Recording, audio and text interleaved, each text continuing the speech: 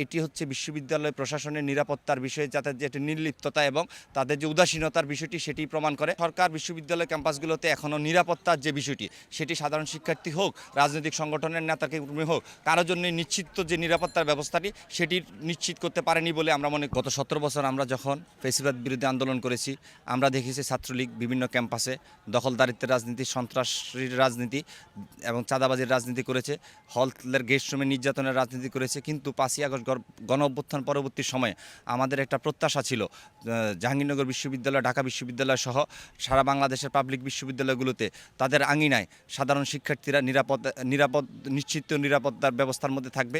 কিন্তু আমরা দেখেছি 5ই আগস্ট পরবর্তী সময়ে প্রত্যেকটি ক্যাম্পাসে ছাত্রলীগের নেতাকর্মীরা এখনও অবাধে ঘুরে বিচরণ করছে।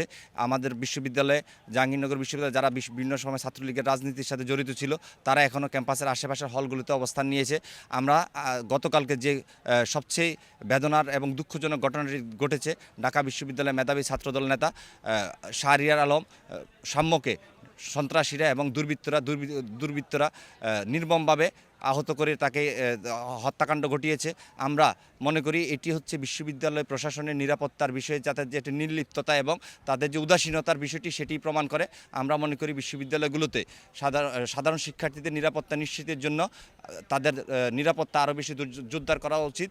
প্রক্টোরিয়াল বডি এবং নিরাপত্তা টিমকে আরও বেশি সোচ্চার থাকা উচিত, যেন সাধারণ শিক্ষার্থীরা এবং বিশ্ববিদ্যালয়ের শিক্ষার্থীরা তাদের ক্যাম্পাসে এক নিরাপদ ক্যাম্পাস পায়, সেই বিষয়ে তাদেরকে সজাগ দৃষ্টি রাখতে হবে। আমরা একটি মেসেজ জাহাঙ্গীরনগর বিশ্ববিদ্যালয়কে দিতে চাই।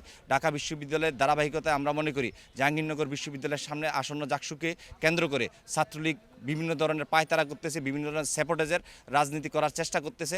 বিশ্ববিদ্যালয় প্রশাসনের কাছে আহ্বান থাকবে তারা যেন খুব দ্রুত সময়ের মধ্যে জুলাই আগস্ট গণ অভ্যুত্থানের সময় যারা সাধারণ শিক্ষার্থীদের হামলার সাথে জড়িত, বিগত দিনে যারা ফ্যাসিস্টের দোষর ছিল, তাদের সুনির্দিষ্টভাবে তাদেরকে বিচারের আওতায় নিয়ে আসতে এবং তাদের গ্রেপ্তার করে তাদের বিচার নিশ্চিত করতে হবে। তাহলে বিশ্ববিদ্যালয় ক্যাম্পাসগুলো সাধারণ শিক্ষার্থীদের জন্য একটি নিরাপদ ক্যাম্পাস হবে বলে আমরা মনে করি। সরকার বিশ্ববিদ্যালয় ক্যাম্পাসগুলোতে এখনও নিরাপত্তার যে বিষয়টি সেটি সাধারণ শিক্ষার্থী হোক, রাজনৈতিক সংগঠনের নেতাকে হোক, কারোর জন্য নিশ্চিত যে নিরাপত্তার ব্যবস্থাটি সেটি নিশ্চিত করতে পারেনি বলে আমরা মনে করি এই হত্যাকাণ্ডটি ঘটেছে বলে আমরা মনে করি।